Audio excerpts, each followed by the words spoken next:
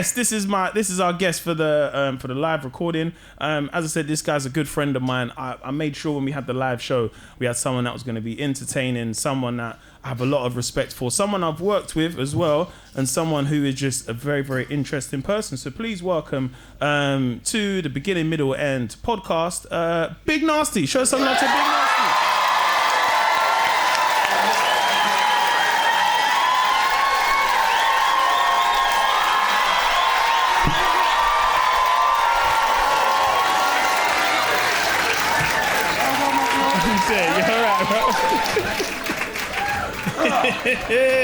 Let's do it.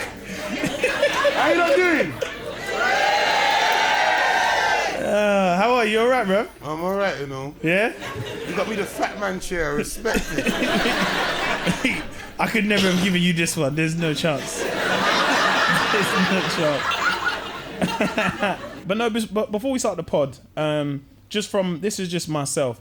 When I got the opportunity to work with Narstie, the story behind it is very funny. But in terms of working on the show, and now since then I've been able to do other shows, there's probably no other show that I've had more fun on than when we done the Big Narstie show. I get so many people that come up to me day to day and they're like, "Oh, Mo, when's Big Narstie coming back?" Or some people generally come up to me and they say, "Where's Narstie? Do people do this to you as well? Wait, what's Narstie doing? Well, where is he?" I said, "Brother, I'm in the doctors, bro. What? I'm in the doctors, man." But no, since meeting Narstie, I think like I've been able to meet a lot of cool and interesting people in the last couple of years of doing this television stuff. But Narstie, genuinely, when I thought of this pod, I always wanted to do an episode with you anyway. But then doing a live one, because when I mean like as a person, I think there's like there's so many layers to you that people don't understand, if that makes sense. Plus, I find it awkward to hear people talk about me. No, but because I think because I've got to know him like properly, like it's interesting when like I've done television and like no, but I've done television and people will say, "Oh, we had Narstie on the show and he falls asleep. He always falls asleep." Or they'll be like, "Oh man, we had Narstie and yeah, I'm trying to be heartfelt and you're just eating all this celery, bruv." Just getting emotional on me, bro. This silent celery that's not crunching on the microphone. But no, and I think everyone knows you're from Brixton. Do you know what I mean? When we film the show, thank you, Veronica. We appreciate you, Chantel. No, I'm only joking. But no, everyone knows you from Brixton. When we filmed the intro for the TV show, we done that in actual Brixton. You always reference it, and so your beginning, you grew up in Brixton, influences within your youth as well in terms of, there's a pastor called Pastor Chris, because you're very close with your mum as well. Do you know what I mean? Like Narstie's mum would always come to the show and stuff. So like, how did Brixton start to shape your surroundings as a kid, like when you was young? So what's funny is, if I was born by Brixton Prison, Dumbarton Court. Yeah, that's where it started. And from there, before Dumbarton Court, I was 12 minutes from here, Evelyn Street. You know Fecky? Oh, yeah. Fecky was my next door neighbour. Me and him used to play football on the landing on the estate. Oh, sick. Gilligan Court before I moved to Brixton with my mum. And got to Brixton, and it was just different. It was different in the sense of, because at that time Brixton was just Jamaican, innit? Like it was just full on black. Like every shop had a patty machine. Like I swear, patty machines was on deck. Like all the Indian sweet shop man, he had a patty machine. You knew like if you was moving into Brixton, you need a patty machine. Yeah. You get what I mean? So, and this is what, early 90s, yeah? Yeah. So do you know Twin Barbers? No. So like they're a historical. Whereabouts is that? I'm from Cold Harbour Lane. Oh yeah, okay. Yeah, Cold Harbour Lane, okay. So their mum had a sweet shop on my road. Yeah? Miss White. So originally, before they had Twin Barbers shop, they had a sweet shop on my road, of Ferndale Road. So I grew up in an area where everyone was black businesses. The mechanic was black, Cliffs is black, all the sweet shops around me are black. like it was just normal to see black sweet shops. Do you get what I mean? Now, when you think about it in this era, how often do you see a black sweet shop, like a full-owned black sweet shop? Yeah. Do you get what I mean? So that was the perks, I think, with Brixton growing up. I remember Red Records. You know about Red Records? You remember when Trace FM was in Brixton? Oh, yeah, bro. I saw Jenny White pulling my mom's trolley basket. It was so gassed. Hey, bro. Hey, man. Hey, I thought it was going to be a shit demo. Yeah? You know, like Saturday shopping day. And my mom knows everyone in Brixton, fam. So she stops and talks to everyone.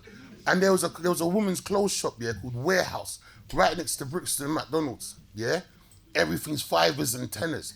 So you know, man's just outside this woman's clothes shop, and my mum is going ham, looking at everything, looking at all the shoes, all the accessories. Man's just plotted with this trolley basket. You get me? Time you get outside, she's talking to her friends and that, church friends and that. It's just long. Then you know you got to go across the road, past the Iceland, into Brixton Market. Now this is just flipping torment, bruv. Yeah? Because and then see when she starts choosing yam and stuff and starts squeezing it and saying that's all not the right one and putting it back. It's a long thing, fam. So I thought, raw, boom, my Saturday's a myth. Yeah, riding my mountain bike's not gonna happen this Saturday, fam. I'm just in shopping. So we're walking up Acre Lane. At this time, Trace FM used to be opposite the big Tesco's. See some mad fat ass queue outside this place now. Next minute, man, see this tall light skinned guy coming out with, we know where the Jerry kills them time there. And that. Man, like motherfucking Jenny wine, you know, fam. Yeah. It was so gassed. Did you know how gassed it was? That was a big thing them times there, you know. So yeah, Trace FM was in Brixton. And then, so how did he start carrying your mum's? So what? Genuine was carrying your mum's. No. Basket. I was pulling the trolley basket. Walking up Acre Lane. Okay, but that makes sense. The Trace FM was in like main Brixton, like just to the Tesco's. So there was the big fattest queue outside, and then man, I saw this tall light skinned man out with the Jerry Kill sideburns. You know that coming out smooth. So that's not English sideburns. You know that word English sideburns from the jump. Yeah, it was motherfucking Jenny White, fam. Yeah, I was there holding yam and green banana. Everybody saying, "Man, like Jenny White." Yeah, that was a big moment. I know your school background somewhat because you said you got expelled from school, didn't you? Quite early on. I got kicked out of Stockwell Park when I was in year 9. Too much influence and control of the school. That was sick. What? Yeah. Fam, do you know, when I look at myself in the mirror and say that I pay council tax and all of this stuff, because man's come a long way, fam. Yeah. I come from the era when you rip out your clothes hanger, the silver clothes hanger, the metal one. Yeah. And you shove that in the back of your TV. And you get Channel 5. That's where I'm coming from. Do you know my first TV aerial was when I moved to Essex. What year though? What year? That was like 2000 and... Fucking hell.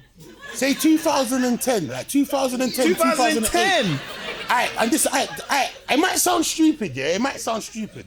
So, man come from bootleg cable. You know about bootleg cable? Where it used to have Digger, the games on it. Used to play the games. Digger. Yeah. So man's thing was always rigged. You get what I mean? And you get the Playboy channel, no television X after 12 and that. Yeah, man. Man's always had the rig cable. So what you got? So I remember that television X when you get the 10-minute preview. All of that, and then 12 o'clock it goes into the real deal. Oh, is it? Yeah, and come on. And if you pay the extra £50, you get all the WrestleMania channels as well. Yeah. So WrestleMania and that, Mad American TV and that. Supposed to be in your bed 4 o'clock in the morning. You're trying to watch Ultimate Warrior and Undertaker, bro. All of that. So, I always had bootleg cable, yeah? And then apart from bootleg cable, you just take your clothes hanger, unfold the top, you shove it in the back of your TV in a little hole thing there, and you just wiggle it till you get Channel 5. And apart from that, man's PlayStation and my Super Nintendo was always plugged in. So actually knowing about actual real TV aerial was mind-boggling. Man got to Essex aerial, boy. Got this big-ass TV and that. Drawed for the cloak hanger. Dashed it in there, cuz. Man said, no satellite, cuz. I said, what's going on here? This is mad, cuz. Yeah, this is mad. Walked into Curry's, paid £25 for an aerial. You know the big thing, you clink it on the top and bang it on your TV. Smear. Yeah, no, serious. It's little things you take for granted, fam. Telling you. But that's 2010. If you said like 99, I'll be like, all right, fair enough. 2010. Because how often was man changing man's TV? That's Yeah, but Freeview was about in 2010. Bro. Man was still I was still rolling with pregnant TVs at the time there. Oh yeah. Man's TV was 9 months pregnant. But this is 2010. Yeah, why TV in that? I'm a is hoarder. I got bare old school stuff. Yeah. I still got my Tamagotchi. Oh, is it? Yeah. You still use it? Huh? They're annoying though. When you, bro, I've got it in the cupboard now, still beeping. Fam. Yeah. Social services are after that. So hold on, let me go back. What influence did you have over the school? I gotta paint the picture here. So we listen and we don't judge. That's the first thing. No. Is this a circular trust? Yeah. We listen and we don't judge. All right. So obviously, man, come from the era of raw. You get £5 for the week, innit? £1 a day. Mm-hmm. You see what I'm saying? Mm-hmm. Boom. I was enjoying the life. I love you, mum. Then raw. Hey, what's happened there? Boom. One of the man them, as raw, whacked someone's head and said, "Raw, give me your money," and then boom, extortion started to come into play. You get what I mean? Yeah. So man's gone from £1 a day to now man's got £3 a day. Instead of getting 2 hot wings and chips, man started getting egg fried rice with sweet and sour sauce.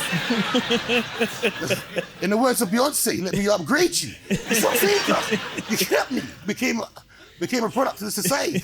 Yeah, and then from there that's when it started getting all peak and that. And it was like raw. And then they brought in some real Asbo people, yeah. This is how it's all sick, yeah. So I'm one of the first kids in this country, yeah, to do isolated education. That means man weren't allowed to have no playtimes, no breaks with none of the kids from my school. I have to be in the school half an hour early before every other true child, and I have to leave half an hour before school. You get me? And they kept us in this room, and they had these PCs where you play Grand Theft Auto, old school, no like on the bird's eye view and that. Oh yeah. And we had this man called Hickey, and this next sick man from Manchester, and that taught us about controlling our anger and all of this stuff. But he was really good. But yeah, they said that was too barbaric, and then they sent me to Brixton College. So I started going to Brixton College from 14. You get what I mean? So we just couldn't thrive in a normal educational system. But I think it was a good thing because too advanced for school, how we living, you know what I mean? No, but you gotta think, you know, like I'm living like a grown-up and I'm doing grown-up things, but then in the hours of 9 in the morning to 3:30, you want me to conform to a child. But just remember, it's hard. Remember, when you're older, you have the mind state to, what's the word? To understand the things what you're doing. When young kids are doing big things at a young age, yeah, I'm doing big man things, but I'm not mentally developed to carry out the things what I'm doing. Yeah. So it's all good playing a big man and that, but I'm doing big man things, but I haven't got the mentality for it. So how can I be doing all of that madness in the night time, then telling me to look at this man and talk about 2 + 2 makes 4 and all of this stuff? Like, now you seem like the silly child. You get what I mean? Like, you're not living in reality. Reality is after school. So going to college, I think that was a really good thing for man. I like how you think about stuff. You want to say it, but then you go, yeah.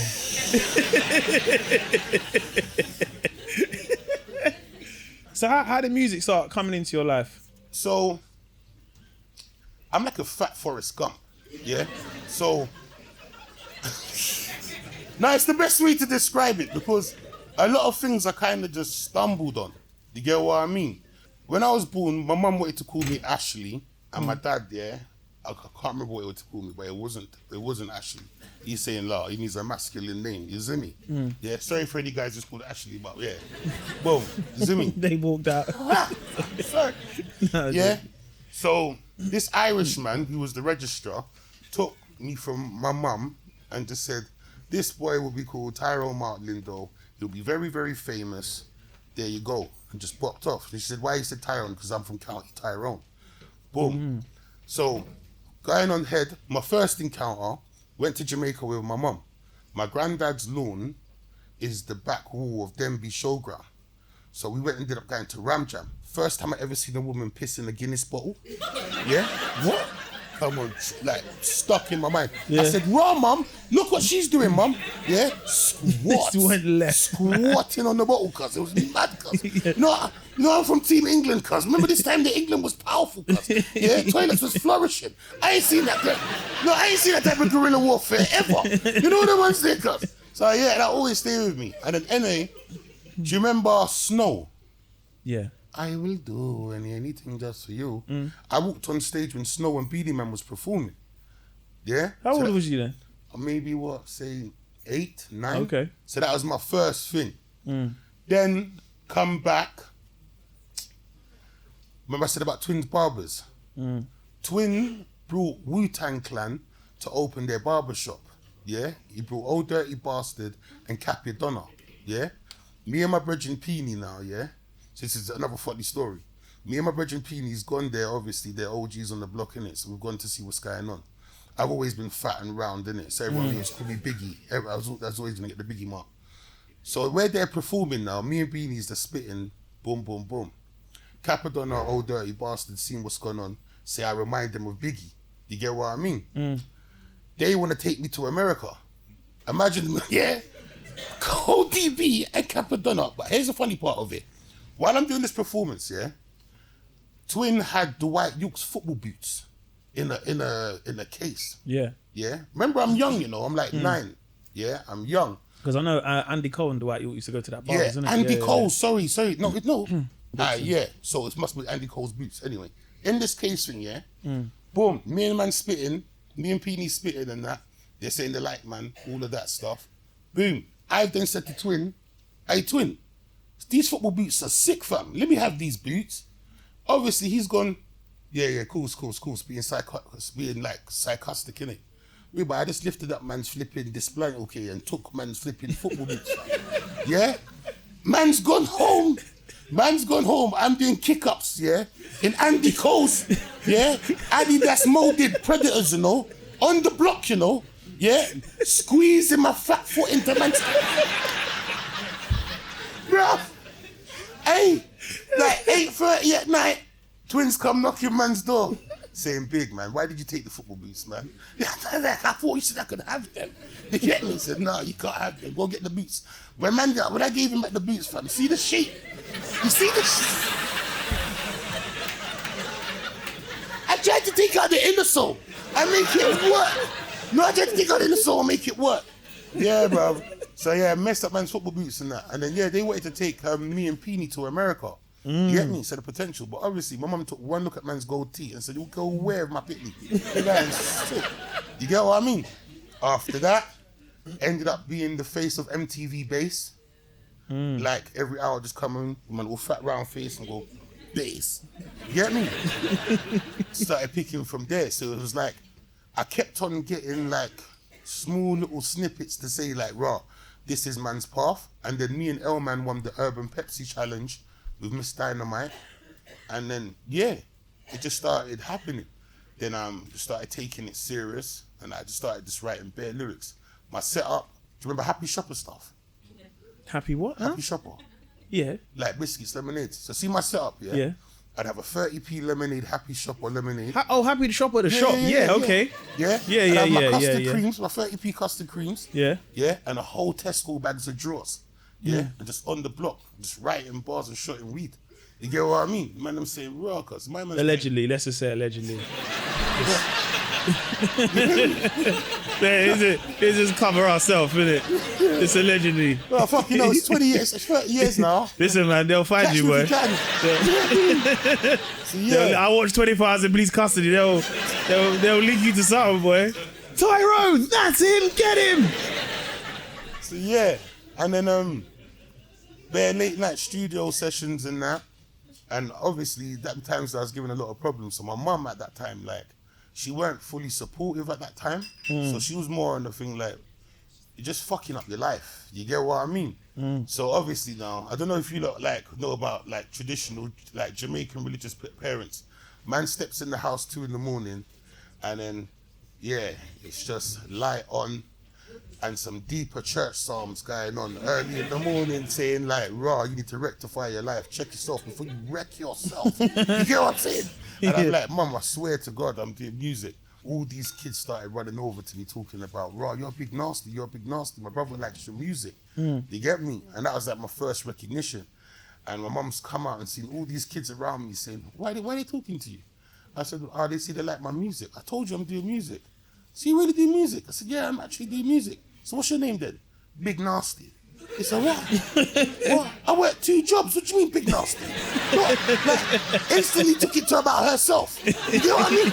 It's nothing to do with you. Yeah, it's about the streets. The streets your bumble one. About Big Narstie. Yeah, so I broke it down to what my name meant and that.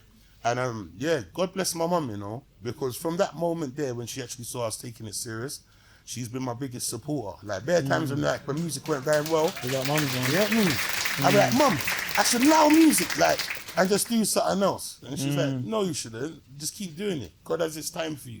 And when it's your time, it's your time. But if you enjoy it, just keep doing it." You get what I mean? Because like obviously, like any like up and coming artist, there's times when they weren't paying the bills, they weren't doing anything. And my mum never gave me that pressure, like, "Raw, just fuck your dreams off and just bring some fucking money in the house. Like, I don't care what you're doing as long as you got a job." She was like, "I'd rather you be broke and focus on your dream and get there and let me help you any way you can than raw for you to pack it in and just do a normal job." You get me? And for that, fully rate her.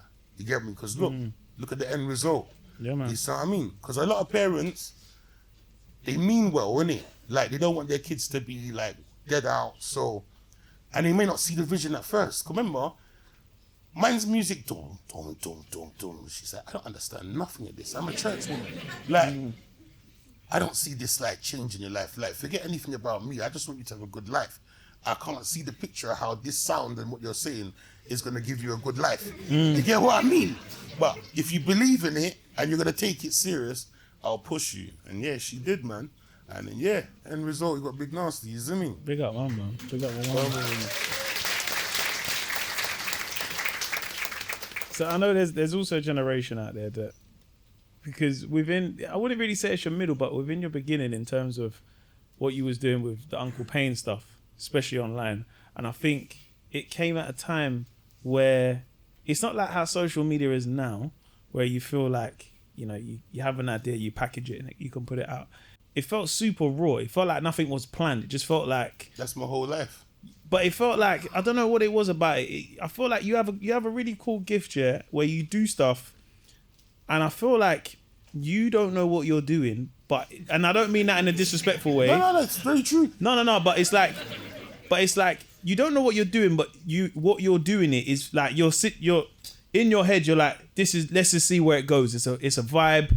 Let's see where it goes. I'm not trying to like essentially take this seriously, but I will take it seriously for what the thing is. Does that make sense? 100%. In some ways? And I felt like that what you and Lordy were doing with the Uncle Payne stuff felt like that, but it felt like you guys captured just 2 friends sitting in a car 100%. and you're answering dilemmas. And that's what the essence of it was. So imagine, yeah, Uncle Payne started like this. Man was supposed to go somewhere, yeah. Me and Lordy was in the car and I was waiting for my DJ Dullah. Yeah, we was outside his house, yeah, in Kennerton, waiting for him to come. And obviously he's taking long, so man's bunning weed. Then I saw some funny thing of Jerry Springer. Do you get what I mean? And then some next little funny clip of Jeremy Kyle. So me and Lordy and that just busting joke in the car and that. I was like, raw, man should be like Jeremy Kyle. Do you get me? Or Jerry Springer. Yeah, and then boom, the first 5, like we was just mucking around doing it in the car. Then after it just got great. And then I remember one time I was driving the road and somebody pulled up on me and said, "Fam, you're taking a fucking piss, fam. Man's been logged in for these Uncle Paynes, you know. My brother Muay Thai kicked his mum, fam. Man needs to get answers." And I was like, "What?" I was like, "What?" Yeah. And it's mad. And it's like, even like when I'm out and about, even with you, like you might be somewhere and like someone asks us for a picture and they're like, "You've just really made my day." Like, and like that always fathoms me, like how someone can like watch a video of me and be so happy.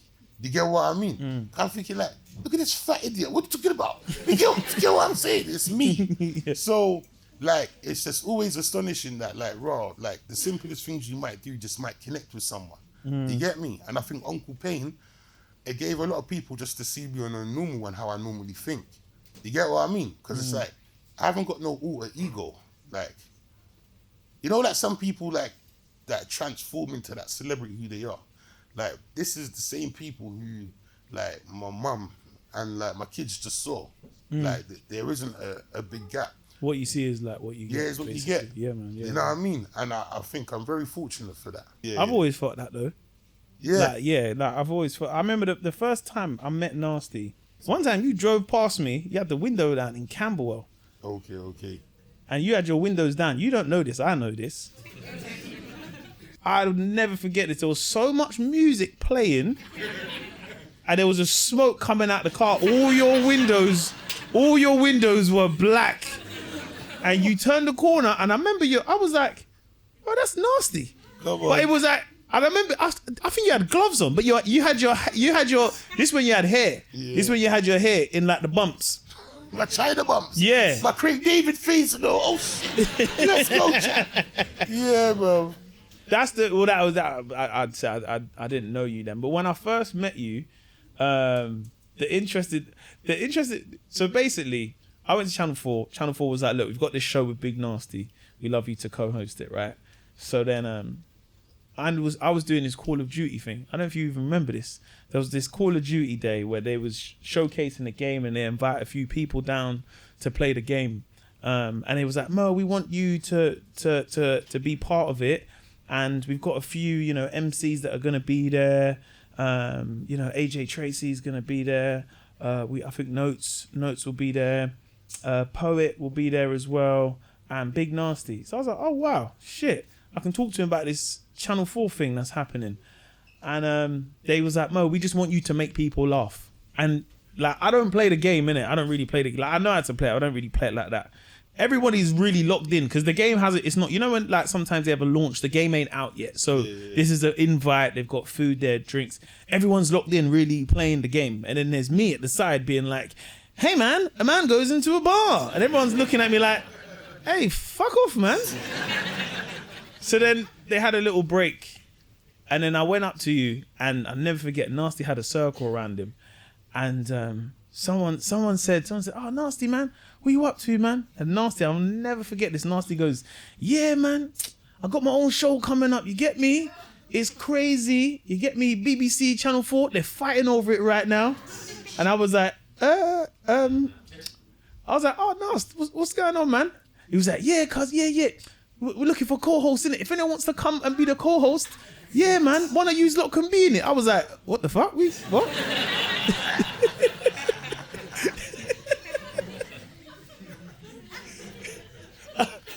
I remember that day, I remember leaving this like, I don't think I'm going to be on this show, But how do you find it, yeah? In a sense of like, before we get into like some of your other accolades, right? But when you start doing some of that Uncle Payne stuff, because I feel like you're one of those people where it's like what you see is what you get. So when you start doing things like Uncle Payne and you got people coming up to you, how do you start finding that attention? Because I've been around when we've been at places before and you're like, you're a people person. Do you know what I mean? Come on. But how was it before that? Before you started doing the television and people just know you as, I know you as an MC. Because obviously where you come from as well, you're not used to people just coming up to you. Just what I'm saying. I am. No, but there's a sense of like, when you live in Brixton and like, I grew up in Camberwell and Peckham, and this was before the social media time where someone like, I think it's different now because sometimes you can see if someone has their phone and they're like, hey man, can I get a selfie, mate? How do you find the attention? Because do you find it a way where like sometimes you're like, look, I've got my boundaries, or are you just inviting to everybody? Have you always been like that? Earlier, man was just known for just locality, innit? Just being from man's area, and man's family was very well known as well. So to say that like music just made me popular is bollocks. Like I was popular because our area was very, very close together, and everyone knows everyone. So, as I said, my mum's very well known through church. My grandma's a pastor, so most people went church with my grandma. Most people went church with my mum. You get me? My mum's one of 10. You get me? Like my grandma had 10 children, so you know how that goes. Like there's bare of us. You get what I mean? And then my cousins are active. Everyone's active, so it's not like, you're a shadow. It was just what you was being held up for. Remember those type of things there at the dinner table. If everyone's talking about their positive journey, mine's is a dirty secret. All the stuff what I kept up with, I just got to tell mum I played football. You know what I'm saying, fam? It was nothing to really brag or be like, nothing to be happy about in a sense. Now that you've seen the bigger picture, in that sense of my mind state, like being a road kid and people respecting you in the community, and that was a big thing because I didn't have anything else. You get what I mean? Even mentality's sake. So when I started doing music and then getting more famous for better things, where things I could be proud of, to tell my mum I'm doing, like that was the big accomplishment for me. Because remember, you know, when you're doing badness, I can only rate that in secret. I can't rate that in a positivity to one. Like, oh mum, do you know man just did it? You get what I mean? If you ain't talked about a job interview or something, like doing something constructive with your life, bro, it's a dull conversation around the dinner table. You get what I mean? So when I could start like bringing her to things like this, on a normal one, my mum would have come with me to this. You know how I roll. Yeah, man. You get what I mean? So Narstie's mum will be there, boy. Yeah, like cold steps. Yeah, man. So the fact that I could start, I was known for more positive and better things. I think that was lit. And my thing is, I'm famous for being myself. And so it's easy for me to do it all the time. Where some people are famous for a role they've made or just a little piece of them. Remember, you know, I'll just burn my spliff and whatever I say. That's what's going on. You get what I mean? If it's lit, it's lit. So because of that, it's always easy to be myself. I don't have to struggle to do it. Like, I might look good today, tomorrow I might look beat up with my dog. You get what I mean? Like, I might be bare-chested, trying to let it hang out, showing moves. You get what I mean? So, but because I've embraced it, but it's true, because my scariest thing, what I always thought about when I was being famous, and I used to like, because you know, like when you research things and you see like, raw, this celebrity rolls with 1,000 security guards and does this and does that, it's because of how you set the game. How you say it is how you live it. If you come and show people that you're this type of person who needs these things, you can't be upset when people treat you that way. You get what I mean? So if you act normal, people will treat you normal. But if I come with a superstar persona that you have to treat me like a superstar, yeah, I might get the perks of it, but you're gonna get the bad parts of it too. You get what I mean? It's hand in hand. So the fact that I just roll so normally and so free, it makes people deal with me that way. Yeah. Do you know what I mean? And it takes off the pressure. But if I was a thing like, raw, I have to be looking my best anytime I step out. There's no way my corner shop's gonna see me without a fresh trim. Like, it's too much hassle and it's too much pressure, because then it's something, like it's an upkeep, it's not realistic to keep up to. Me, you know, if I get bored, I go sleep right now, Mo. And you know this. You know this. Yeah. It's true. But you know what I mean? A man's perfectly imperfect. And because of that, like, yeah, some people might just swerve me because I don't fit their thing. But if I connect, then you're gonna love man. Because it's just natural. You get what I mean? And that's what it is.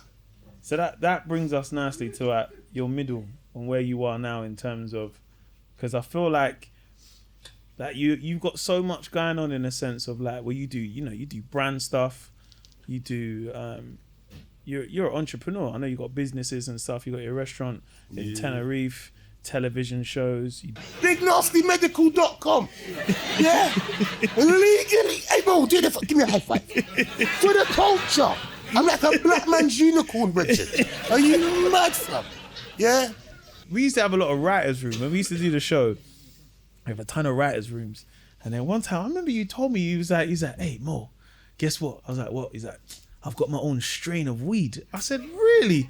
And then this guy said to me, he's like, yeah, bruv, I got a competition in Amsterdam next week. I said, what? Spanking it. Yeah, man.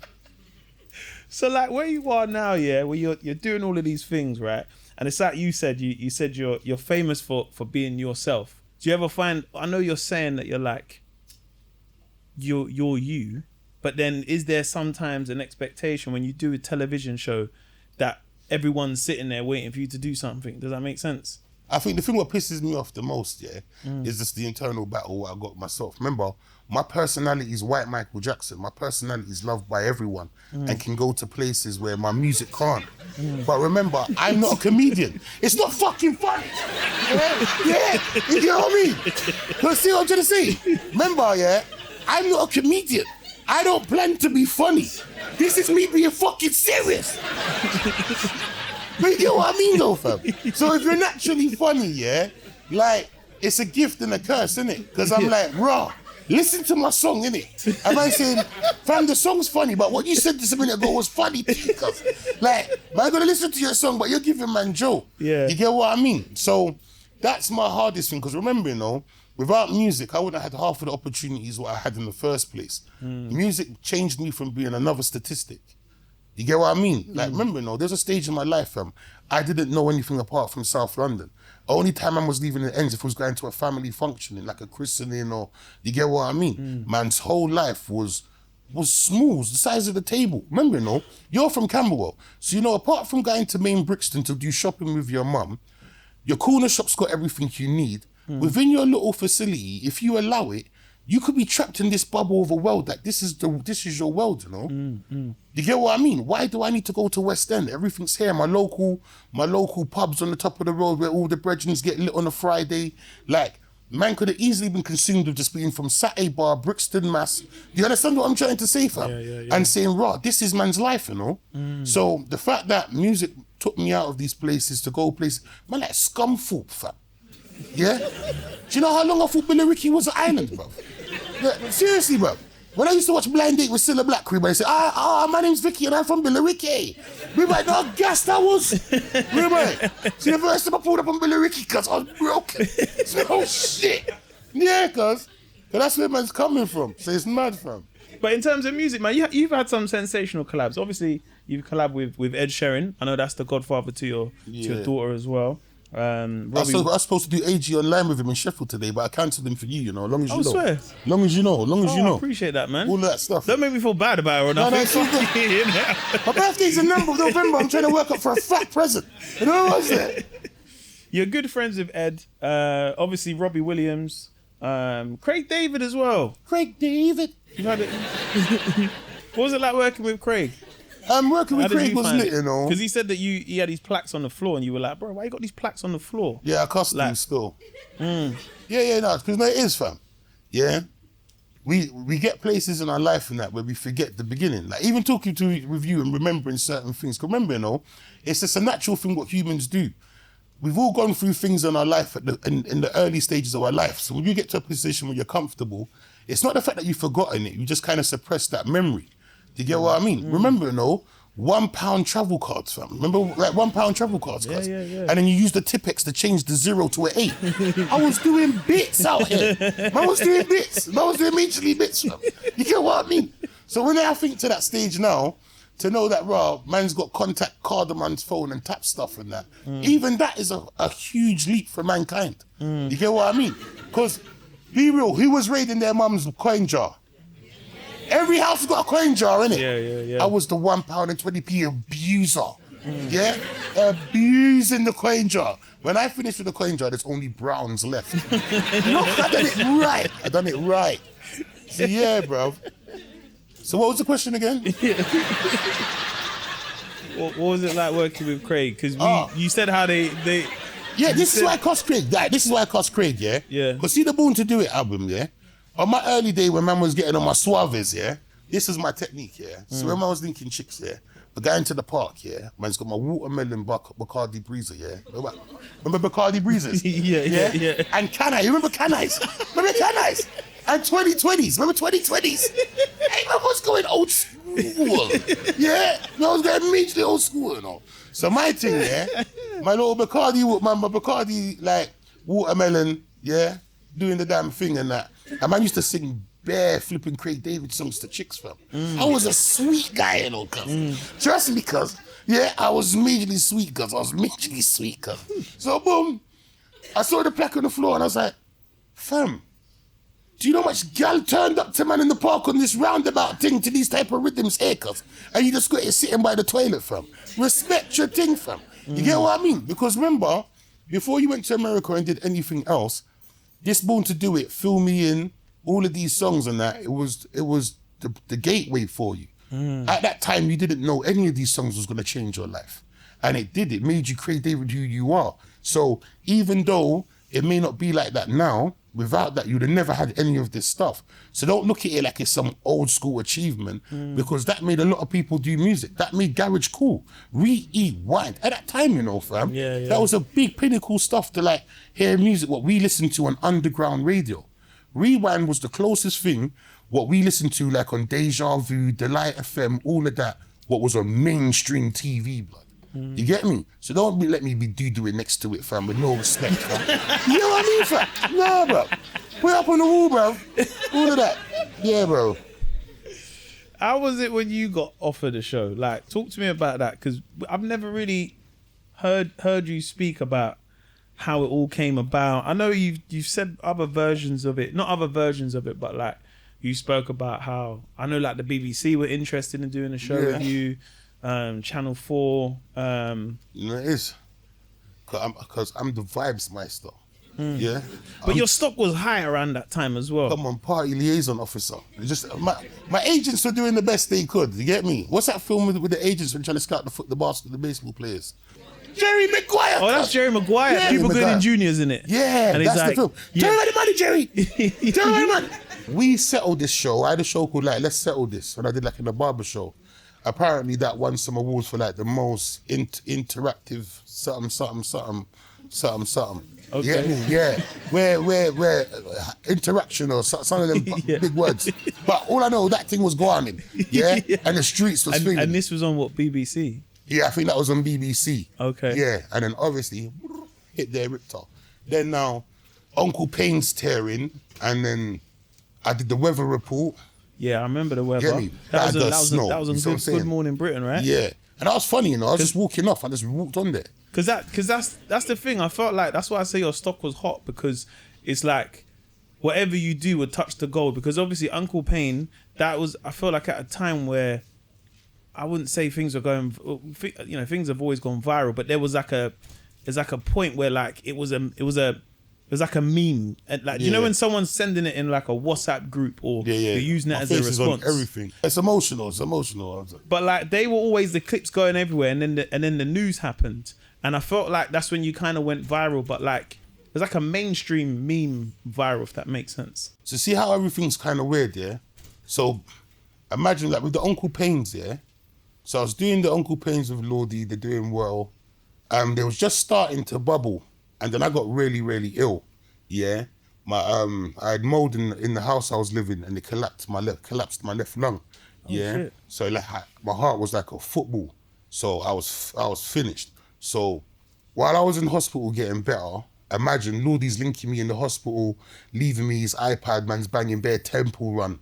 Remember Temple Run? Banging bare Temple Run in the hospital, bruv. And he's like, Ribway, have you seen the reactions of Uncle Payne's? Uncle Payne. So it's like I came out of hospital and Uncle Payne has just blown up. So it was like, before I went into hospital, man was just trying to push the movement. Then I've ended up in hospital. Month later, out of hospital, everyone's talking about Big Narstie being funny. And it's Uncle Payne thing. You get me? So I've then just like swear down. Me and my Toyota Aurus just started mashing bare works with Lordy. So, but remember, Lordy at this time's my proper brethren. Like when I'm in hospital, he's bringing me his tablet to play Temple Run, bringing me food. Like, you get what I mean? So we're just planning shit. So doing all the stuff was just simple. It didn't feel like we was working. It's just I'm just chilling with my brethren every day. Yeah, you get what I mean? And obviously, because he's a cameraman, he's just capturing natural gold 24/7. So when we first got the TV show, I was saying to them, I was like, I don't know what you've seen of me on TV, but I haven't got nothing scripted. Anything what you've seen on TV, that's just Rastafari and ganja. Like, you know what I mean? There's been no prep. It's shoot your gun and hopefully what happens. You know what I mean? Yeah. So, and then, got introduced to Ben. Ben wanted to start talking and other people wanted to start talking about TV and and then there was a bit of conversations about it. And then, bit of a and a situation, and then man started to ask powerful stuff like, "Well, I'm going for the budget," and yeah, Because it was your production company. That yeah. made it as Because well. remember, if man didn't do it that way, see the thing. Remember, the sickest thing with the Big Narstie show, Remember, 93% of the Black and Asian community watch more TV when Big Narstie show's on, than any other show. You get what I mean? And it's the highest watched TV show in prison, you know that? Yeah. Don't fucking get me with a man step. You get what I'm saying? So, I know. I went to prison. They told me, boy. Come on. The man step love the man step. I went to Feltham Young Offenders. I remember this was when we were doing the show, and there was and Young Offenders is interesting because you got some people that are in there for small petty stuff. There's some people in there for serious stuff, but they're all young. It's quite interesting. And they was like, yeah, man, we watched Big Narstie show. It's interesting. They loved me in it. So I went there. This is getting my manager, right? So we went together, right? So when we went together, I'll never forget a young boy walked up to me. And the first thing he done when I walked into the room, because they was in like a classroom. So a friend of mine, I used to go to school with, she's like, I'll just go in the classroom and just talk to them. And I was like, I thought this would be a set up thing. I thought there'd be a stage and a mic and there'd be something set up. They was like, no, just go in the classroom. But everyone's just doing their own thing in the classroom, innit? Some people are fighting, some people are doing work. So we walked in, and when we walked past one of the classrooms, it's like they've got these, I don't know if you've been to Feltham, they've got these like tinted windows where you can see in the corridor, but they can't see out. Yeah. So they were like, what one do you want to go to? And I was like, I'll go here. And one boy went like this. And he was like, who the fuck is that? So then me and Geddy was like, not that one. Let's skip. So we went to the other one. And the first thing, they had this long key and they opened the door. So we walked in. And it's interesting in prisons because, like, they don't give a fucking shit about anyone. In a sense of, like, if someone's coming in, like when you go to schools, their 6-year-olds are so hyped. Yeah! Whoa! Oh my God! Yeah, like, but like, not to say that they're 6-year-olds, but like when you go to a school, any school, kids get very, very excited. Yeah. In prisons, I understand, do you know what I mean? What they're going through, they're just trying to essentially live another day, or essentially just get out and just have the things that we might take for granted. So when we walked in, they didn't give a fucking shit. They didn't care, innit? But one boy, this huge boy, man, this boy must have been about 15, but he was like 6'3". He comes straight up to me and he went like this. He went, what? Like this. So I just started laughing. Yeah? I started laughing. And he goes, man like Mo, obviously, Big Narstie. I see your thing. That's how I know you're cool, bruv. So then Gelly's behind me, and then because I didn't flinch, they like welcomed me in it. They're like, yeah. Come on, man. Checking you see Yeah. Check your sock. I can't lie, I was afraid for my life. I was afraid, man. You talked it out, Mo. Afraid for my life, man. But when I was in there, all of that's all they ever said. They was like, yeah, like we love the Big Narstie show. I think there was an episode that we done, and I think you said something like, he said, yeah, man, HMP. Bang your doors. And they all said to me, when you lot was on the show and you lot said bang your doors, that night it was mad inside. I can't lie. Every part of me was like, I can do any crime and I'll be alright in prison, man. So obviously, like, because I was there within the writers' rooms of seeing you come up with like concepts of the show, especially the pilot. And what I always loved about when we done the pilot, you really didn't give a shit. Like, I felt like you cared, but I think, like, just to give you a lot of perspective of, like, a pilot is really make or break, because a pilot is the channel saying, oh, we like it, but we have to see it. And some shows, they will say, oh, it's fine, we'll just go straight to series. But if they give you a pilot, that's because someone really wants it, and then someone might not want it. That's normally how it goes, basically. But when we done the pilot, it was interesting because we was in the writer's room and I'm sitting there in the writer's room and I felt like, you just wanted to do the show, but then there's the terms and conditions of we can do this, we can't do that. How did you find just doing the pilot? Do you know what it is, yeah? number one, I'm not a comedian, so I'm saying like, if we're gonna make the show, it has to be something what I can live with day to day off the show, and most importantly, something what man's happy to represent me. Do you get what I mean? Like, my biggest fear was being on TV as a token, and man don't know what's going on, and then raw. When I see man in True Flavors getting my steak and rice, man saying, Reggie, what kind of pussy out thing you keeping up on TV? That do my mind. You get what I'm saying? Because I'm like, raw, man's left in the wilderness, fam. Yeah. So I'm saying, raw, anyone from man's world who sees man, I want them to be able to clearly say, raw, yeah, that's my brethren. Because he's like, how he was just in the house with us, we're looking at the same person on the TV, like he's all right now. So my thing, I wanted to make the TV stations understand, our culture is nothing to be hidden ashamed of because it may not be upper class. This is litty middle class life. You get what I mean? And it's our life. It's what we would, if I was watching the TV at home with my family and my friends, this is the things we would say, this is how we would act. And raw, there's hundreds of thousands and millions of us around the world. So why should I not display that type of TV to them? Instead of trying to fit into like a Jonathan Ross or a Graham Norton show. What's not me? You get what I mean? I come to do black TV because I'm black. You get what I mean? So this is what I can show you, my culture, and hopefully you like it. But I can't try and come here and try and show you a Dutchman's culture. You get what I mean? Because it's the in thing in. No, bruv. If you didn't like it, you won't like it. But then look, you see, look at with Harry Redknapp when his first Dagger Central. Oh, that's when you done Strictly Come Wine With Me? Strictly Come Wine With Me. Yeah? And you see, yeah? You see when men just started seeing them real Jamaican love making there, fam? Harry Redknapp's sex life has never been the same since. You know. He went over and said, Margaret, hear what I'm saying? This is what's going on. We're dealing with Magnums and Bojo. Yeah? It's going off. You hear what I mean? So when we had the writer's room, just a backstory, they said we had Patrice Ever on the show, we had Harry Redknapp, and we had someone else. I can't remember who's on the show. And this is what the writer's room would be like, essentially. Yeah. There'd be a bunch of us in the writer's room. I remember that specific day where that's exactly, I think you said it in those same words.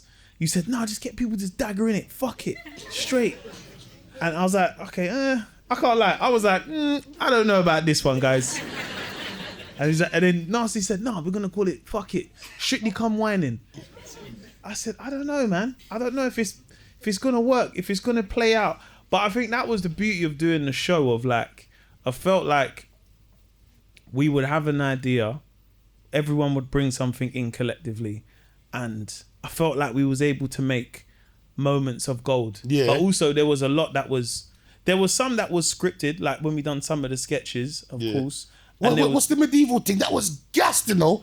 That had the Jamaican barbershop up, you know. Sit down. You see when you go back in that time, my lad, and you talk about rah. I used to love the way you talk about what's it called? Grime and Prejudice. Grime and Prejudice. Man said, hey, that was funny, you know. Man said medieval.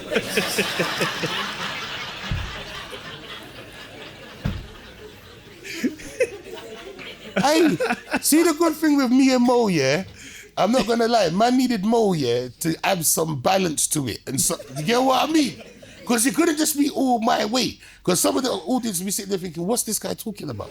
You get what I mean? You needed that balance. And I'm not gonna lie, you reeled it in. What was your favourite moment of the show? Our cussing match through by me, you, Jimmy Carr and that. You try to call me a clit. You try to call me a clitoris in my pink t-shirt. You little dickhead. Yeah? Get me? Yeah. No. What about the fat pepper pig? Yeah. That was firing shots. No, but you know what you see what the backstory of that is that when we'd be in the writers' rooms, it was always just like, oh, we got this idea, we got that idea, we got this idea. All right, we're gonna go with this. We're gonna ask this person that. Obviously, there's loads of biogs of what we have to learn about people, but the audience, let's say it was like 600 people in the audience, yeah? Guest list was 400 people of Narstie's friends and family, yeah? So the rest of the 200 people might be audience people getting tickets and stuff. So what used to happen when we do the show, Narstie, that is wet, bro. Tyler, my juice is on Tyler. Can I have this one? Can I have this one? one? Go on, taste it. Swizzle me nizzle. Last time I come from. Yo. Where'd you get this from? Might have to go all the way to Brixton to the cash and carry. They're black and dreads. I'm not even exaggerating. This is the wettest drink. Do you not see how much water? My juice is on Tyler, I'm telling you. No warm juice, that's banging as well, isn't it? Come on. What's this called? Swizzle. Swizzle me nizzle. Elephant Man sings about it. Swizzle me nizzle. Long time I call for me nizzle.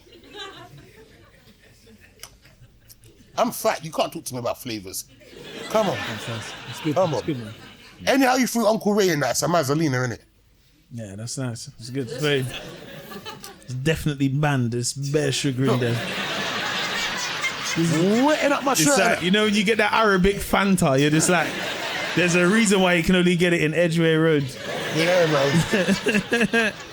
But no, like when we do the show, the guest list was basically Narstie's like close friends and family. So when we do those little back and forths, he'd get me and they are laughing. And I'm like, the fuck? This is fucking me against fucking 400 people, bro.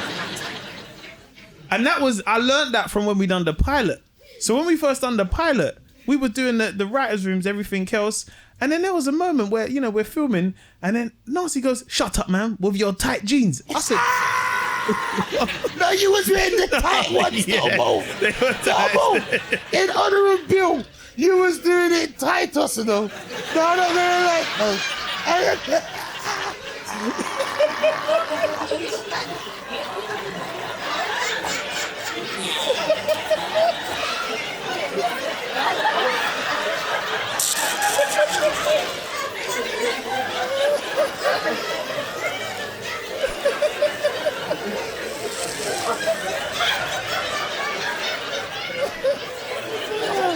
He's gone. He lost it.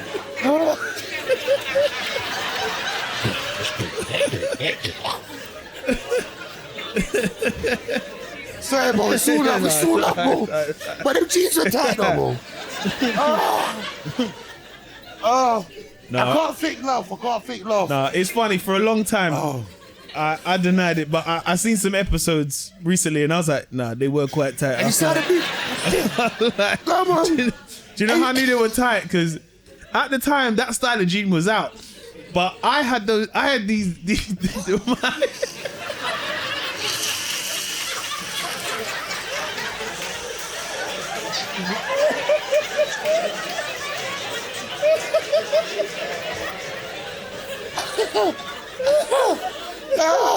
No. And I mean, it used to get you so mad. Go see when we're going, I'm going to get tight trousers. He going to go.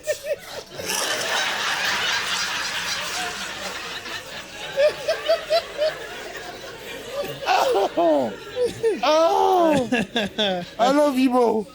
Love you. No. You know what's so annoying about it is that the fact that, like, when he used to say they were tight, I was like, well, I can't wear baggier ones now because then he's won. So I had to keep wearing the same jeans. And then they had a zip as well at the bottom, so I'd zip them. So, like, the ankles would be extra tight. Oh, man. And look how big cuts just back now. And look, I was cool before my time. Yeah? And look at all the old episodes, look at the beat cuts, look at the streets now. Look at the streets now. Fair enough. Come on.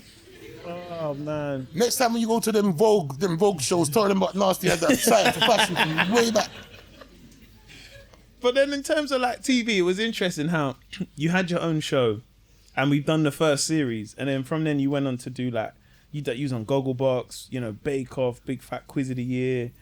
Like, it just felt like your rise in terms of musician to, like, a personality to then television, it was like everybody wanted you on their show. So how did you start finding, like, your way into television? Because now you got a show. You know what? Remember, man ain't got no agent unlike you know, fam. This is just raw, just like giving it to them how I see it. You get what I mean? They might shout sharp, but like, remember, man ain't got no professionals like doing that stuff. It just naturally just came to man. So, but I think that's the beauty of it. It's like, how can I put it? maybe if I was trying to do some of these things with an agenda to do it, maybe it wouldn't be so lit because I'd be overthinking it. You get what I mean? The fact that man's just naturally just Forrest Gumping it, like just, you get what I mean? It's just naturally just falling into its way. Maybe that's the reason, maybe that's the way how God planned it for me. You get what I mean? So, yeah, bruv. Well, that's a good answer. It's a nasty answer. That's all we're here for, bro. Well, did it make sense? Did my answer make sense? Yeah, so why are you trying to shut down my answer? What's going on? No, it makes sense. No, but that's you. It's a nasty answer. That's something you would say, innit? What? So when the show came to an end, we had five series, and just for context, I don't think people realise that how much that is in the grand scheme of like television. That's one of the longest in life. It's quite good. Yeah, like five. I think 5 seasons for a show that essentially I felt like we tuned in because we all loved your personality. And then once people had tuned in and they got the flow of the program, what I think I loved about the show is seeing people enter our world and not have a fucking clue what was going on. Come on. But like we knew what was going on, but they didn't. Do you know what I mean? Chaos. And it's interesting if you go back and you look at some of the clips on YouTube and you read the comments, like there's interesting comments where people say, like when we had David Schwimmer on the show. Swimmer man. He kept calling him Ross from Friends. Ross. It was so funny, bro. We listen and we don't judge. He kept saying it. Tell me if this is wrong, yeah? Alright, tell me if this is wrong, yeah? He called him Ross, man. Yeah, and he was getting upset. But hear this, yeah? Tell me if this, that be real. I'm 39, yeah? I'm born in 85, yeah? Friends, yeah? 16th and 11th, 85, yeah? So, boom.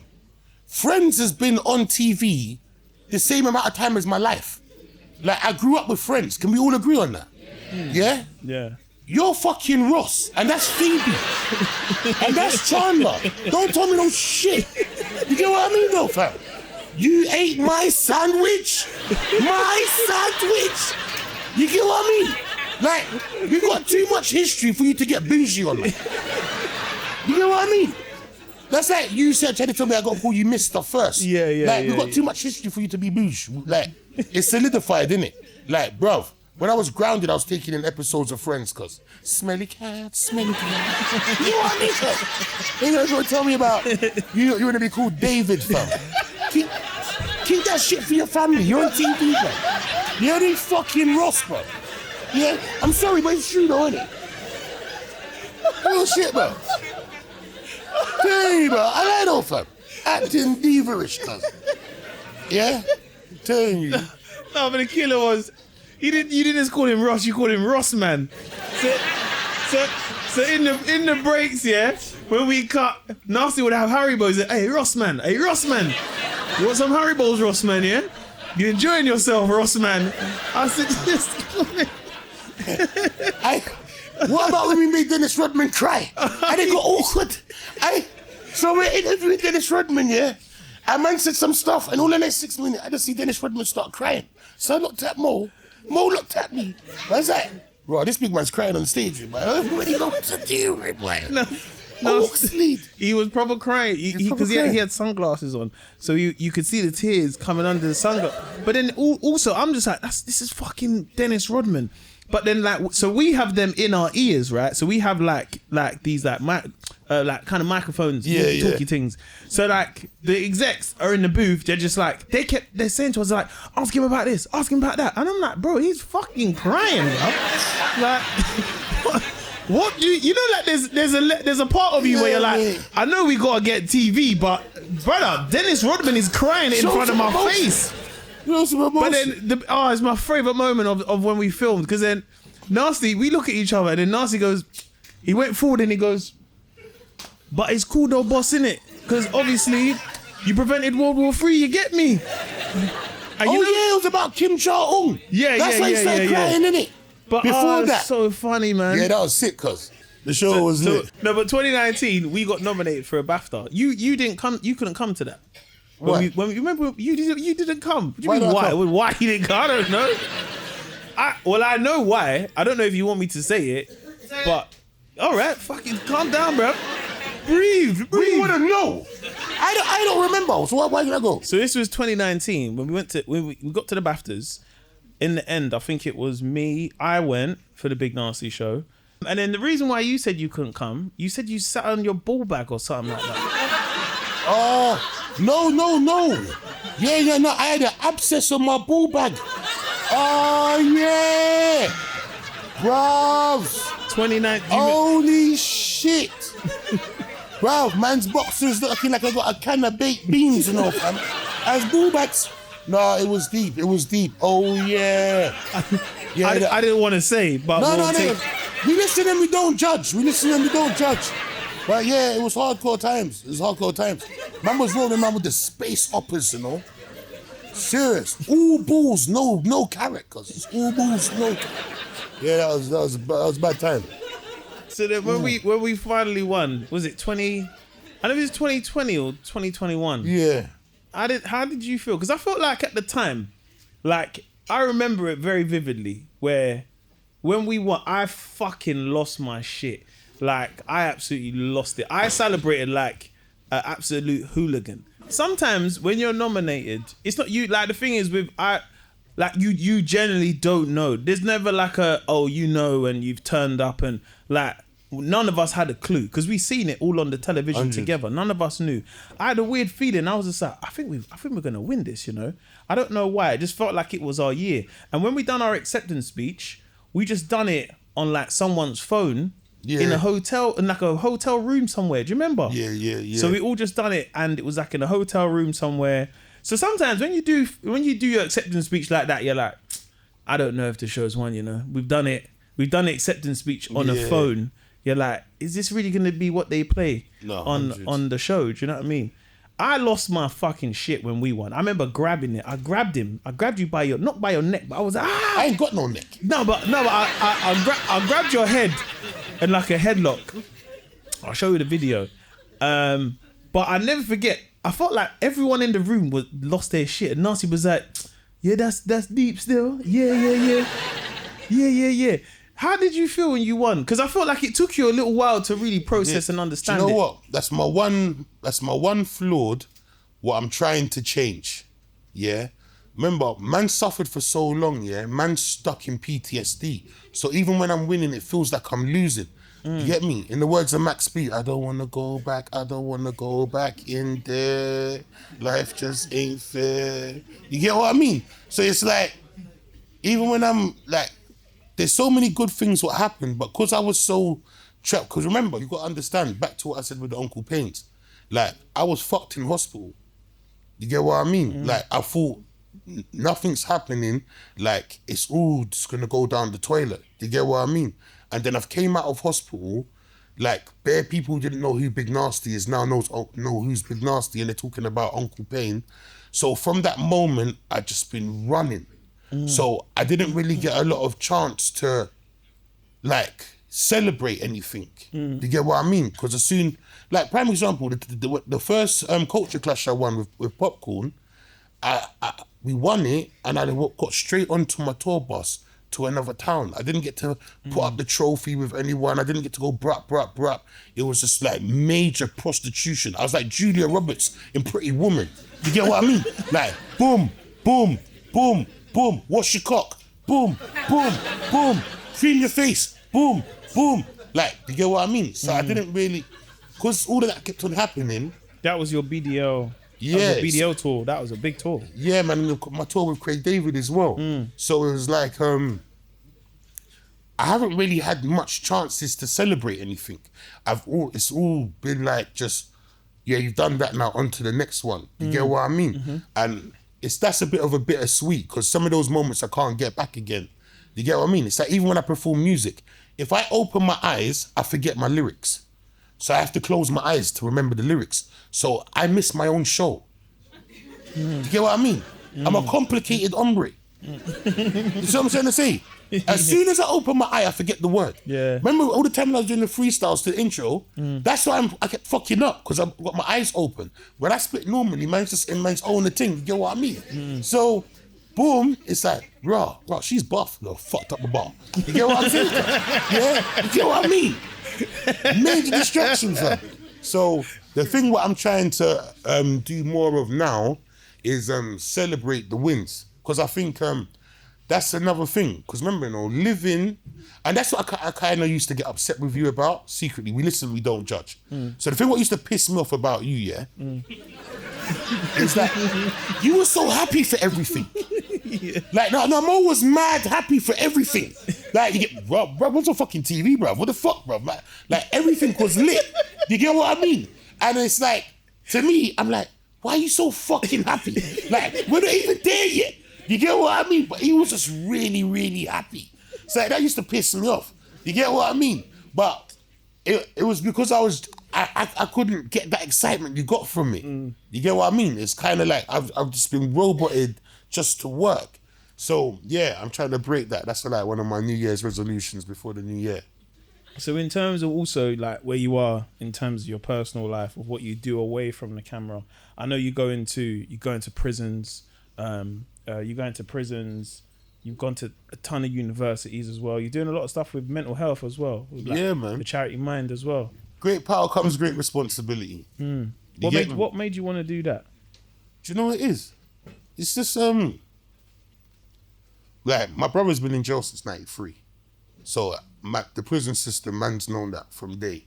So some people there from choice, some people are there from their own choices, some are there from not having opportunities put to them.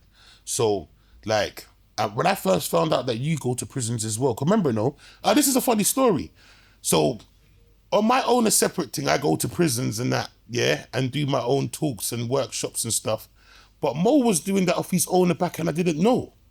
So me and Mo were both doing different prison views and stuff. And me and him never ever spoken about it once until someone said like, Mo goes to Felton prison and does all of this stuff. I'm like, what? Mo? Going to prisons? Like, you get what I mean? So that was a beauty thing to say, that it was just natural and clean-hearted, the things what we was doing. And it's like, when man goes to prisons and I say like, all of these people here are for different reasons, but you do understand there's culture vultures what take your lives and turn it into action movies and into drama series, what people watch. Like, the person with the most information wins. You got to understand, there was a time in man's life I had no information. You had no information. Remember, if you could tell 11-year-old Mo what you know now, you just say, just chill out. It's going to be fucking lit. I lie though. Yeah. But at that precise time, like 13-year-old, 14-year-old me with no opportunities, like nothing going on, man's thinking, how the hell is anything going to pass for the man? Do you get what I mean? Like, patience and foresight is such a deep thing. Do you get what I mean? And a lot of like, the man them in prison, when we come to prison and we spend an hour with them, and give them ideas about making their own book or like autobiography your thing into a film and that, it may seem like nothing, but man's just given a person who's looking at 15, 14 years with a bit of inspiration to try and write his book till he gets home. So he's got 15 years to make this book and turn it into a film. Like, it's so important. You get what I mean? Because a lot of people go to prison because faults of their own or not of their own. Any one of us could go to prison for our own fault or something was not our fault. Do you know what I mean? Like, it's sod's law. So the most important thing is, how do we rehabilitate people to bring them back into society with a chance? If you're going to sit in prison for 5 years, 6 years, and come out into the world with nothing or not even an idea of doing anything, what chance do you have? So then you can't be upset if they commit crime again to go back to jail. You get what I mean? Yeah. So with great power comes great responsibility. And like the little things that we do, it's not costing us no money. Just to put someone on a bit of game where they can put themselves in a position where it can change their life. Do you know what I mean? This random man, called Pastor Chris, he's the first positive black man in my life. Like, he lost his virginity when he got married. Like, did everything like textbook. Yeah? He took us to our first trip. Where's the park with the maze? There's a park with is it Hampton, Kew Gardens or something like that? Hampton, yeah. Hampton Park. Hampton. That's the first outing the man them from Man's Block has ever gone to, bro. Yeah? With Pastor Chris, And it sounds so stupid, but back to what I said earlier. Until man went to this place and got on this church minibus with all 18 of us, yeah? You see that hour and a half from driving Brixton, yeah? Leaving Brixton in the church minibus, yeah? And going to this park, yeah? And he rented push bikes for us, yeah? And we did the maze thing. It may not seem like a lot to normal people, yeah? But that was the first seed he planted in our head that the ends is bigger than Brixton. Do you get what I mean? Not to think about Take Two, D-Best, Brixton Records, and saying this is man's life. Like every Friday, man has to be in Brixton Mass religiously. Like this could have been man's life, fam. Just thinking that's all what it's got to offer. And then, yeah, he took us on other trips than that. Man's first ever trip to Chesterton and that was with Pastor Chris. He bought our first decks for the church. That's how man started to do music. You get what I mean? And then flipping, a next man called Michael for my youth offending team. He's the first man to ever give me an office. He's the one reason why, like, my first inkling of doing business. So youth offending team, I had to sign up everyone before they go to his office. Do you get me? So, and I remember he said, "Raw, you're a road kid, so you do road business. How about doing normal business?" I was like, "Yeah, man can do normal business. Business is business, big man." Yeah? So he's like, "I'm going to give you an office." Yeah? So he gave me this A4 piece of paper and one of them fancy things like this where you put pencils and rulers and stuff in it. I don't know what it's called. Yeah? And boom, he said, everyone who comes into youth offending team, like you just write down their name and their date of birth, yeah? And then I'll assess them. I remember now, he said, tomorrow you're going to have your office. I was going to rob a phone, you know, to buy a briefcase. Do you know I was going to rob a phone to buy a briefcase? I was in myself saying to myself, how can a man have an office with no briefcase?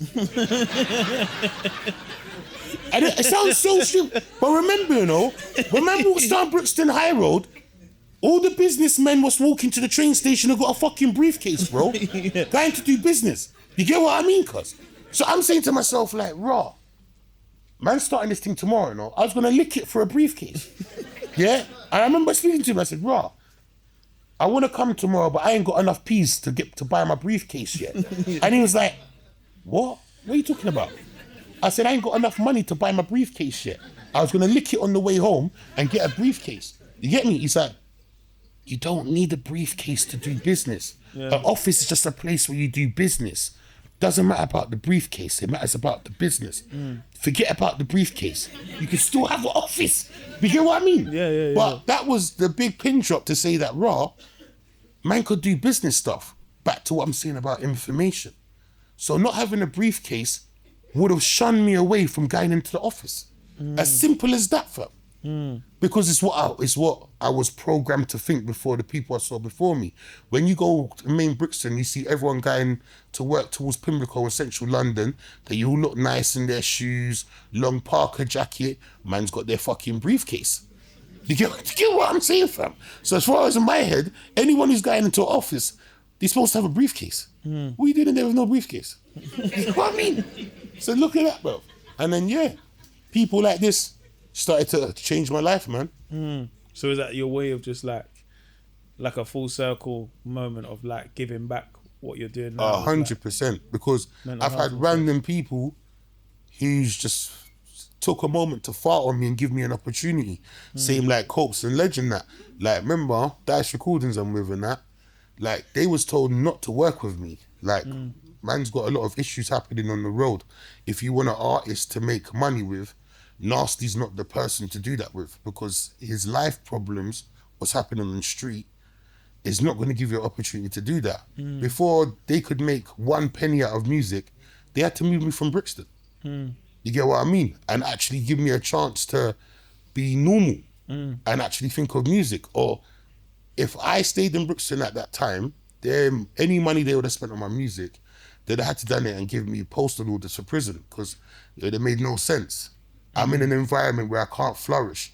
Plus, all the information I got around me is forcing me to fail. Do you get what I mean? When I first told my brethren I was going to do music, man thought I was smoking crack. I had the intervention with my mum. It was like, Jennifer, man think Tyrone's smoking crack. He's talking about he wants to do music and all of this mad stuff. Because remember, everyone around me has never seen anyone make it. Yeah. So remember, it's not like they mean any bad. They're like, bruh, you know, by selling this crack, we can make money. Like, The process has been proved before us. There's 100 people who's done it before us, and it all fucking works. You're talking about doing music, and we see these men driving metros with them tight Argos gold chains around their neck. What the fuck you think you're doing? You get what I mean? I'm saying to man, but bruh, it's not the money what's gonna make me blow. It's the fact that I'm enjoying doing it. Do you get what I mean?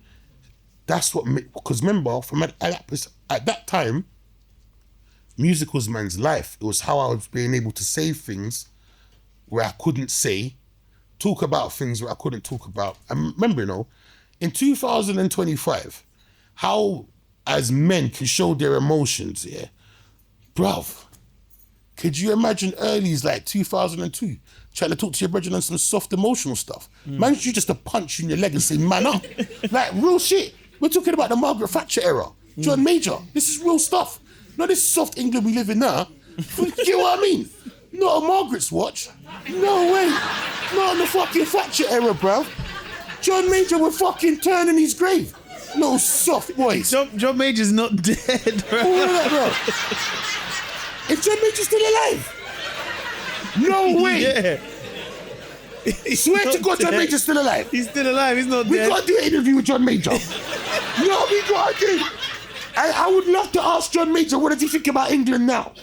That would be the most sickest thing ever. Is Margaret Thatcher still alive? Nah, she went time ago, man. Okay. Rest in peace, Thatcher era. That was a powerful era, Seriously. Okay. So your end, yeah. How do you? Because there's always the question people ask when, like, you said it just a few minutes ago when you said if you could speak to your younger self, the information you'll tell them now. How do you see that in the opposite way? Like when you look at an older Narstie, in the future, when you're like 78 years old, what do you think this present Narstie would tell to the future Narstie? Because it feels like your life is so, like, it's just so interesting. You've got stories for days, like that's there, but you're also very smart. But like the way that you can drop knowledge is one of those things that it's very rare that the way you do it, if that makes sense. Like there's times where I remember when I first started doing TV, and you pulled me to the side. You was like, Mo, what are you doing with this money you're making on TV? I said, I don't know, bro. I'm probably gonna buy a house. And Narstie goes, nah, bruv, fuck that. Buy some land, 20 bags, or you own the land, just sit on the land, and then if they want to build a house, you own the freehold. And then that way, you can make a couple millions, fam. I said, what? Yeah. And then the next thing is that, brother, listen, you want to get these Haribos, yeah? And drink it with a sweet juice after. Hey, I'm telling you, get a sour cherry and bang it, with cloudy apple. Not the artificial apple juice. Not that stuff. No. The cloudy apple. Yeah? Thank me later. I'm fat. It's just, you can trust my word. No, I've tried some of the things you've said. I remember one time the custard creams in the microwave. Yeah, I've done that one. That one was good. Yeah. Warm custard creams. Like how it comes out the factory. So before they put it in a package, when a biscuit's freshly baked, it's got to cool off for a little period. How do you know this? No one knew that. It needs to cool off, you get me? But that's when you want to attack the biscuit, when it's in that warmness out of the oven. You see the custard cream bit in the middle when it's warm, fam? That's lit, and it's even banging with cornflakes, With cornflakes? Custard creams and cornflakes, yeah? With milk? With milk. Thank me later. I don't know about that one, boy. Thank me later, I was bro. with you, Red. The whole crowd was like, cornflakes? Yeah. You can be bougie and crank it with a crunchy nut as well. But, you get me? Cornflakes, yeah? And if you want to take it to another level, you bring in the tin milk. Evaporated. First, you lost people with cornflakes and evaporated milk. Yeah, no, I don't want to shit myself tonight. Yeah. But like, what do you say to your future self? Like, do you start looking at like the future in a way where I only started doing it a couple of years ago, where I had to get life insurance, and they asked me if I die, who gets this, and da-da-da-da-da-da. It felt like shit was getting really serious in some ways. How about for yourself? My first life insurance was from when I was 16, 17. My mum said, "You're keeping up them fuckery there, you better be able to bury yourself." AXA Life. That's what I'm trying to say to you, cuz. Man, sticks different, cuz. Yeah, all my of them mum didn't say that, boy. My mum just... all of that, cuz. AXA Life, £17 a month, cuz. Yeah, Sun Life Insurance, cuz. But how do you look You don't know about Sun Life Insurance? Come on, that is old school. Sun Life Insurance? That is so old school. Old school. And you get the little pen. Yeah. Yeah, come on. Sun Life. That's when you used to get a magazine in the newspaper on a Sunday, and then you'd see the coins you can get, like a £5 coin. There used to always be those slippers you can slip your feet straight in. Yeah, bro. And I always wanted one of those buffs. Remember those buffs you could just open? The old people buffs. And I always wanted one of them chairs that take you up the stairs. They look so fun. Sorry, we digress. Yeah, how do you look towards your end, like your future in some ways, what you want to do, the legacy you want to leave behind, if you do you know what I mean? Well, truth be told, my main mission is basically showing people you can make happy money. If I manage to do that, when I say happy money, like making money from things you enjoy doing. I like busting jokes with the man them. I do that on TV. I like making music. I do that and I perform. Because what you got to understand, we all had jobs that we didn't want to do to get to where we want to get to. But it's what you're willing to be happy with. So if someone said to me, now you got a choice. I'll give you £1 million salary, but you got to sit in an office by yourself and deal with 1,000 emails, no music. You get what I mean? Just a cold, sterile building. But you get £1 million a year. Or you could have the same life you've had now, but you're only going to get 50 bags a month. I'm taking the 50 bags. Because the happiness is something what you can't buy. To wake up in the morning and do everything what you actually love to do and makes you happy, that's the real jackpot. So if I make 10 grand from it, 5 grand from it, 2 grand from it, the fact is that I'm managing to make money by being happy. The day I have to start making sad money, I'm finished with it. You know what I mean? Personally, it's the worstest money, fam. It's no different to selling drugs, fam. Doing something you don't want to do for the bag, cuz. You get what I mean? And you got no freedom to say A or B and that. What's the difference from shotting? I don't want a shot. You get what I mean? You're doing it for what you want to get. So if I can inspire people to do that, and also to be happy living within your skin. And I think a lot of people are scared to live in their skin. You get what I mean? You're not supposed to be everybody's brethren. Not everyone is supposed to like you. You get what I mean? Some people you just may not click with. And it doesn't make you a bad person for that. And it doesn't make me a bad person. I don't eat fish. I'm scared of fish.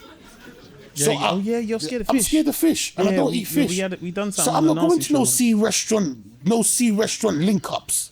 I will never be there. I will never fucking be there.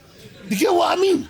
It's okay. So you see, if I'm watching the Instagram, you, Javan, all your brethrens going ham at sea, biscuit and lobster. Try best no. I am so happy for you. Yeah, and I supported you from a distance. And there's no, I wish I was there. I don't fucking wish I was there, nothing. Yeah? I don't want to be like, no fishy smells. You know what I mean? Sea, biscuit and lobster. Or whatever. You get what I mean, though?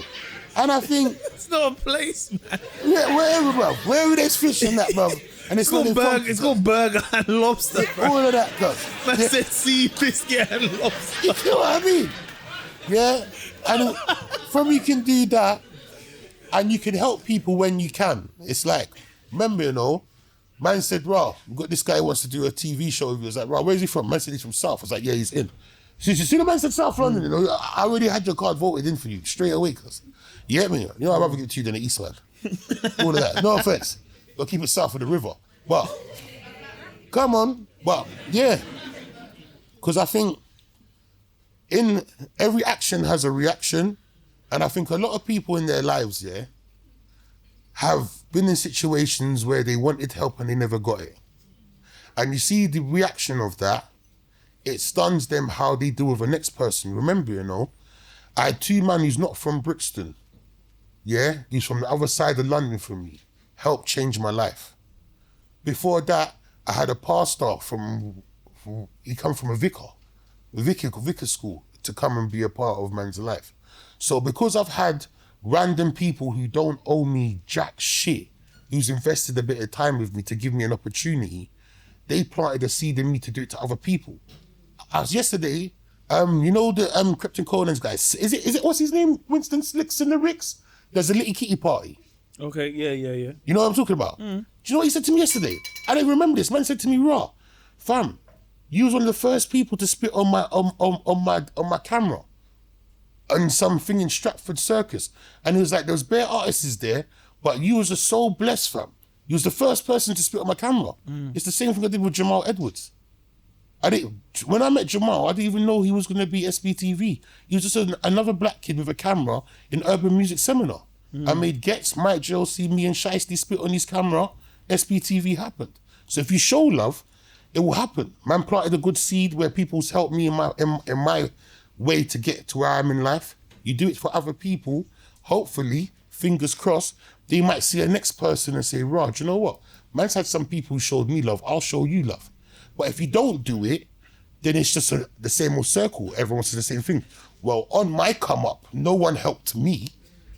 So why the fuck should I help you? You get what I mean? And this is how we break the cycle. So one by one, one hand wash the other.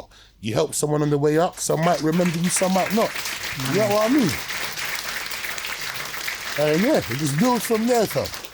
Well said, man. And I think, listen, man, I think that is your beginning, middle, and end. But before we sign out, just from myself, when we done the Big Narstie show, I don't remember having as much fun as doing any other TV I've done. And I've got to do TV for a little while. That was my first ever time doing television. We should do a film, Bad Boys, like Bad Boys. You know I'm Will Smith, though. You're Martin Lawrence. You know that, though, don't you? Yeah? But that should be on the cards. You want to see a film with me and Mo? It's funny because these are the voice notes I genuinely get at like 2 a.m. Yeah, my brain farts. But like what I've always appreciated about you, Narstie, yeah, is that like when we done that show, I feel like within like for Channel 4 1 took a risk on 2 young black guys having a show, and I feel like they kind of put everything into it in terms of making the show what it was and how we was able to keep leveling up and having different guests. But then what I've always appreciated with Narstie, and I think as a person, like you are unapologetically yourself, but you have a beauty of care that is very rare, but it's very genuine. And what I've always appreciated, yeah, is like when you like someone, you really like someone. And if you don't really fuck with someone, you don't show it, but you just like, they're just not my cup of tea. And I think that's all right. But then I think the way that you're able to like navigate what you do, yeah, it's very, very unique, man. And I think obviously when the show came to an end, I knew I would never do any kind of TV like that because it was so fun. Like I feel like what you lot got to see on television, unfortunately, is probably just the bits they let us get away with. Yeah. Because if you would have seen everything else, that show would have lasted 1 episode and it would have been finished. But no, just from myself, like I'm really, really proud of the person that you are. You're everything like when I met you, you lived up to, if that makes sense. Do you know what I mean? You was always Mo Farah sign, cuz. No, real talk. Like you've always like you stand up for people. You believe in what you believe in, but also like you are like a proper man of the people. I would see how people would travel. People like would come to the show from different parts of the UK just to come and see your show. Do you know what I mean? Look at me blushing. I'm weird about this stuff, innit? You can see on my face, innit? Oh, man. But like, I think the reason why I say it is because that was my first taste of TV, and Narstie would always come off, or like sometimes in the break, and he would say, bro, man, like, honestly, like, when you do your thing, like, don't let anyone say nothing to you or chat shit or X, Y, Z, and like, you don't get that on a lot of television shows. There's a lot of shows that I've done where, and don't get me wrong, I have a lot of fun in them shows, but then I always go back to what you said because I was like, that's a raw, sincere person that said that. Do you know what I mean? Come on. So from the bottom of my heart, bro, like, I wish you all the best in everything you do. I see it, I love it, and to have you on the pod was an absolute honor. I can't lie, I didn't think you'd actually come, you know? I was... I'm not that bad. No, you're bad, man. You're bad. You're very bad. You're very bad. One time I sent him a PS5. And I was like, oh, bro, you got the PS5 I sent you. This guy said to me, raw, you sent a PS5? I said, bro, I've sent you a PS5. He goes, that's crazy. I didn't get that PS5, you know? See, look, you still don't know, no? You can resend now, you're up anyway. Nah. You know what I mean? You can resend because you're up anyway. Yeah. But no, this has been the first live recording, but this wouldn't be my podcast without the guests we've had. So please show some love and your appreciation to Big Narstie.